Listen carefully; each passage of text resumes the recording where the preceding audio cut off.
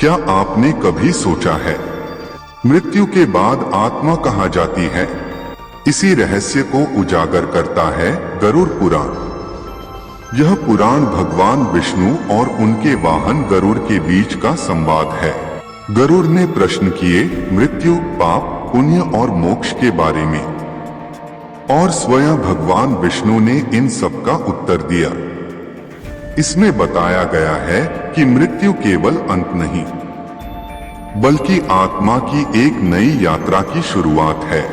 गरुड़ पुराण हमें सिखाता है सच्चा जीवन वही है जो धर्म और भक्ति के मार्ग पर जिया जाए। गरुड़ पुराण बताता है कि मृत्यु का क्षण साधारण नहीं होता। जब प्राण शरीर से निकलता है तब पूरी सृष्टि उस आत्मा का लेखा जोखा देखने लगती है। जिसने जीवन में पुण्य किया उसकी आत्मा प्रकाश से घिरी हुई सहज रूप से ऊपर उठती है, पर जिसने पाप किए उसकी आत्मा भारी होकर अंधकार की ओर खींचती चली जाती है। यही वह क्षण है जहां से आत्मा की असली यात्रा शुरू होती है। गरुड़ पुराण सिखाता है मृत्यु अंत नहीं, बल्कि कर्मों के अनुसार मिलने वाली नई राह की शुरुआत है। गरुड़ पुराण बताता है मृत्यु के बाद आत्मा अकेली नहीं रहती। जैसे ही प्राण शरीर से अलग होता है, यमदूत उसके सामने प्रकट होते हैं। धर्मी आत्मा के लिए वे कोमल और शांत दूत बनते हैं जो आत्मा को आदर पूर्वक स्वर्ग की ओर ले जाते हैं। पर पापी आत्मा के लिए वही यमदूत भयानक रूप धारण करते हैं। उनके बंधन से आत्मा डर और पीड़ा में कांप उठती है। यहीं से आत्मा की असली परीक्षा शुरू होती है।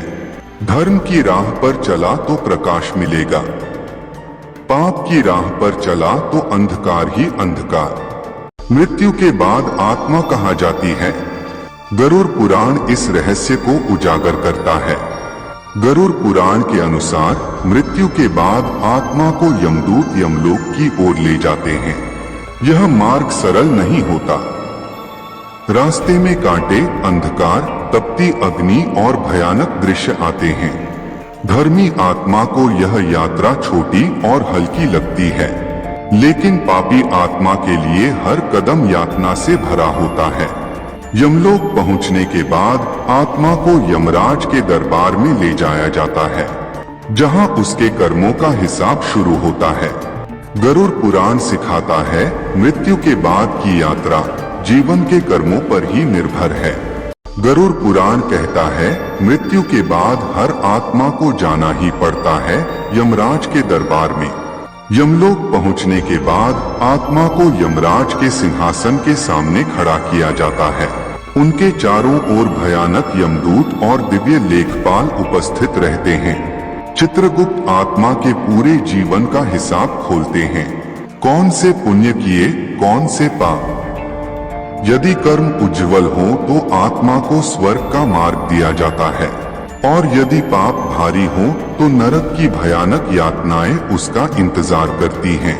गरुड़ पुराण सिखाता है यमराज का न्याय अटल और निष्पक्ष होता है।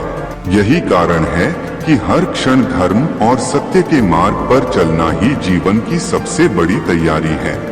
गरुड़ पुराण बताता है पाप चाहे छोटा हो या बड़ा, उसका फल नरक में अवश्य भोगना पड़ता है।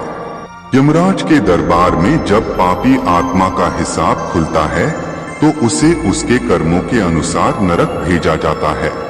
किसी आत्मा को आग की नदी में गिराया जाता है, तो किसी को कांटों से भरी भूमि पर नंगे पांव चलना पड़ता है। जो लोग छल, चोरी और हत्या करते हैं वे भयंकर यातनाओं में बंधे रहते हैं, और जो दुष्कर्मों से जीवन बिताते हैं उन्हें बार बार मौत और पीड़ा झेलनी पड़ती है। गरुड़ पुराण समझाता है नरक की हर सजा आत्मा को उसके कर्मों का सही फल देने के लिए ही होती है। इसलिए धर्म और भक्ति के मार्ग पर चलना ही सबसे बड़ा वरदान है। गरुड़ पुराण कहता है पुण्य आत्मा की मृत्यु अंत नहीं, बल्कि स्वर्ग की ओर दिव्य यात्रा की शुरुआत है। जब धर्मी और भक्त आत्मा शरीर छोड़ती है तो यमदूत उसे कठोरता से नहीं ले जाते, बल्कि देवदूत स्वर्णिम मार्ग पर उसका मार्गदर्शन करते हैं। यह आत्मा प्रकाश से घिरी हुई सुगंधित वायु और मधुर गान के बीच ऊपर उठती है। देवता और गंधर्व उसका स्वागत करते हैं और उसे स्वर्ग के दिव्य लोक में पहुंचाया जाता है। वहां कोई दुख, भय या अंधकार नहीं होता, केवल आनंद, प्रकाश और शांति। गरुड़ पुराण सिखाता है, धर्म और भक्ति से जीवन जियो ताकि मृत्यु के बाद स्वर्ग तुम्हारा स्वागत करे, क्योंकि पुण्य ही आत्मा का सच्चा पंख है जो उसे स्वर्ग तक ले जाता है। गरुड़ पुराण कहता है, जो अपने पितरों को याद नहीं करता वह जीवन में कभी पूर्ण सुख नहीं पा सकता। मृत्यु के बाद आत्मा केवल स्वर्ग या नरक की यात्रा ही नहीं करती, बल्कि अपने वंशजों की आहुति और श्राद्ध की प्रतीक्षा भी करती है। जब कोई पुत्र जल और तर्पण अर्पित करता है तो पितरों को शांति और ऊर्जा मिलती है। श्राद्ध न करने पर आत्माएं बेचैन होकर वंशजों पर संकट लाती हैं। इसलिए गरुड़ पुराण श्राद्ध और पितृकर्म को सबसे बड़ा धर्म मानता है। यही कर्म हमें पूर्वजों का आशीर्वाद दिलाता है और परिवार को समृद्धि और सुरक्षा प्रदान करता है। पितरों का सम्मान ही जीवन का सच्चा कर्तव्य है। गरुड़ पुराण कहता है, आत्मा कभी मरती नहीं, केवल शरीर बदलती है। जब शरीर नष्ट होता है, आत्मा अपनी यात्रा जारी रखती है। इसका अगला जन्म तय होता है उसके संचित कर्मों से। जो व्यक्ति धर्म, दया और सत्य का पालन करता है उसे ऊंचा जन्म और दिव्य लोक की प्राप्ति होती है। लेकिन जो पाप करता है उसे दुहक, दरिद्रता या पशुयोनियों में जन्म लेना पड़ता है। इस तरह जन्म और मृत्यु का चक्र तब तक चलता है जब तक आत्मा मोक्ष यानी परम मुक्ति को प्राप्त न कर ले। इसलिए कर्म ही आत्मा का भविष्य लिखते हैं। अच्छे कर्म करो, अच्छा जन्म पाओ। गरुड़ पुराण चेतावनी देता है, पाप का फल नरक में भोगना पड़ता है। मृत्यु के बाद आत्मा अपने कर्मों के अनुसार नरक या स्वर्ग की ओर जाती है। चोरी करने वाले को आग की नदियों में फेंका जाता है। झूठ बोलने वाले को गर्म तेल से भरे कड़ाहों में डाला जाता है। पशुओं को सताने वाले को उन्हीं पशुओं द्वारा पीड़ित किया जाता है। नरक के ये दंड केवल भय नहीं है, बल्कि आत्मा को शुद्ध करने का साधन भी है। गरुड़ पुराण कहता है, बुरे कर्म करने से पहले सोचो, क्योंकि हर कर्म का हिसाब है। पाप का मार्ग नरक तक ले जाता है और धर्म का मार्ग मोक्ष तक। गरुड़ पुराण कहता है, पुण्य कर्म आत्मा को स्वर्ग लोक तक ले जाते हैं। जो मनुष्य सत्य, दया, सेवा और धर्म का पालन करता है उसकी आत्मा मृत्यु के बाद स्वर्ग लोक की यात्रा करती है। स्वर्ग में दिव्य बाग, अमृत झीलें और आनंदमय जीवन मिलता है। देवता आत्मा का स्वागत करते हैं और वहाँ कोई दुख, रोग या मृत्यु नहीं होती। लेकिन गरुड़ पुराण यह भी बताता है कि स्वर्ग भी स्थायी नहीं है। जब पुण्य समाप्त हो जाता है, आत्मा को पुनः जन्म लेना पड़ता है।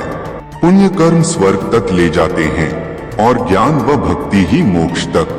गरुड़ पुराण कहता है, स्वर्ग और नरक दोनों अस्थायी हैं। अंतिम लक्ष्य है मोक्ष। मोक्ष का अर्थ है जन्म और मृत्यु के चक्र से मुक्ति। जब आत्मा कर्मों के बंधन से मुक्त हो जाती है, तब वह परमात्मा में विलीन हो जाती है। गरुड़ पुराण बताता है कि भक्ति, सत्य, दया और ज्ञान ही मोक्ष का मार्ग है।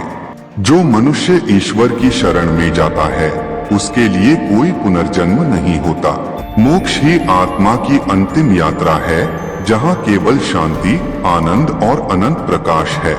नरक डराता है, स्वर्ग लुभाता है, लेकिन मोक्ष ही आत्मा को परम सत्य तक ले जाता है। गरुड़ पुराण कहता है, पाप छुपाने से मिटते नहीं, लेकिन प्रायश्चित से आत्मा शुद्ध हो सकती है। मनुष्य के हर बुरे कर्म को पाप कहा जाता है, चाहे वह हिंसा हो, छल, चोरी या दूसरों को दोहक देना। ये पाप आत्मा को बोझिल बना देते हैं और अगले जन्म में दुखों का कारण बनते हैं। लेकिन गरुड़ पुराण बताता है, सच्चा पछतावा, ईश्वर की भक्ति और दूसरों की सेवा ही प्रायश्चित का मार्ग है। जो व्यक्ति अपने पापों को स्वीकार कर सच्चे मन से सुधरता है, उसकी आत्मा फिर से पवित्र हो जाती है। पाप करना आसान है, पर प्रायश्चित ही वह अग्नि है जो आत्मा को शुद्ध करके मोक्ष के मार्ग पर ले जाती है। गरुड़ पुराण कहता है, मृत्यु के बाद आत्मा यमराज के दरबार में पहुंचती है, जहां धर्मराज न्याय करते हैं। यमराज मृत्यु के देवता हैं, जो आत्मा को उसके कर्मों के अनुसार अपने दरबार में लाते हैं। वहां धर्मराज आत्मा का लेखा जोखा खोलते हैं, हर अच्छे और बुरे कर्म का हिसाब। यदि पुण्य अधिक हो तो आत्मा स्वर्ग लोक की ओर जाती है, और यदि पाप भारी हो तो नरक की यातनाएं भोगनी पड़ती हैं। धर्मराज का न्याय अटल और निष्पक्ष होता है, न रिश्वत न पक्षपात, केवल कर्मों का सच्चा परिणाम। गरुड़ पुराण हमें सिखाता है, यमराज से डरने की नहीं, धर्मराज से न्याय पाने की तैयारी करनी चाहिए। गरुड़ पुराण बताता है, पापी आत्मा को मृत्यु के बाद नरक की भयानक यातनाएं भोगनी पड़ती हैं। नरक कोई कल्पना नहीं, यह कर्मों का कठोर परिणाम है। जिसने जीवन में हिंसा, छल, लोभ या अधर्म किया, उसे यमदूत नरक की ओर ले जाते हैं। वहां आत्मा को अग्नि, बर्फ, अंधकार और भयावह यातनाओं से गुजरना पड़ता है। हर यातना उसी पाप के अनुसार होती है जो उसने जीवन में किया था।